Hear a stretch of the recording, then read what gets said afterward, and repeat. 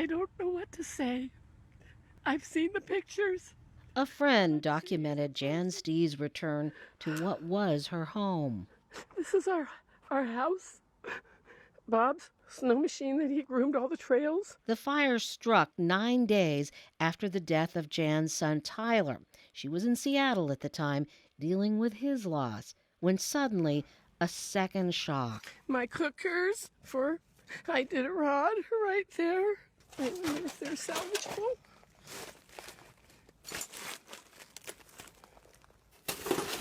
Nope.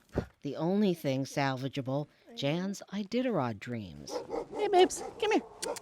This will be Jan's 5th Iditarod. Out of 4 tries, her team has only made it to Nome once. But this time, she's determined to cross the finish line. I think that's been my biggest struggle is there's no organization to my life at all. All her meticulous records about her training schedule, what she did at each checkpoint, gone with the house. Still, she says homes you can rebuild. But losing my son, is something that will be with me forever. A loss.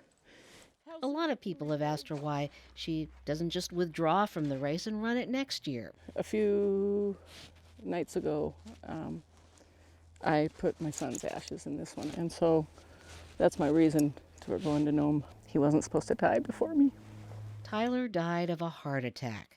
Like his mom, he was an adventurer, but his passion was for deep-sea fishing.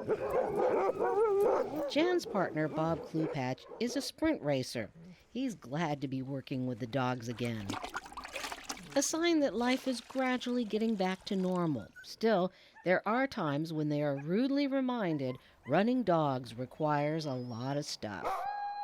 Runner plastic, dog food medication, sleeping bags, cookers, batteries, gloves, glove liners, socks. We lost, 5 Arctic sleeping bags. We lost the Arctic oven tent. We lost Bob's trail machine that he groomed the trail with. The list just is astronomical. This is Ursa, and she's one of my little leaders. Jan admits the dogs are doing a lot better than she is. Maybe because they live in the moment. And the moment they have been waiting for has arrived. Jan's team moves quickly past what was once a musher's paradise. As Bob chases the team on his snow machine, you can see how the land has changed, and so have Bob and Jan. You just never know from one day to the next the emotional feeling. But when you get out here with the dogs and you're out in the country like this, and you're out in semi wilderness, so to speak, and it just takes your mind off of all of those problems. But with the dogs, it's extremely therapeutic. Bob says the days have been so full, he's hardly had time to hug Jan, but he'd have to catch up with her first. Back at the house, the dogs let you know when Jan is about to pull up. Whoa. The dogs may be ready for rest, but for Jan and Bob, the work is far from over.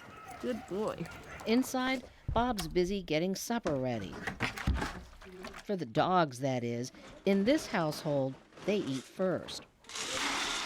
This is our kitchen, and later this summer it'll become a real kitchen. Bob and Jan still have a long way to go with their house. They've put the finishing work on hold until after the mushing season. So we're making foxtails for the dogs, the male dogs, to protect them from frostbite. Good cover for those sensitive male parts. Before the fire, Jan had lots of these. I'm borrowing a lot of equipment for Iditarod, and Vern Halter loaned me this sled bag, so I'm impersonating Luan from Brazil. Luan Marquez may be the name on the bag, but Jan hopes to proudly take it all the way to Nome. It's not giving up, it's going for my dream. And my son would not want me to, pull out. As for the dogs, they sound as ready as ever to go the distance for Jan and Tyler, too.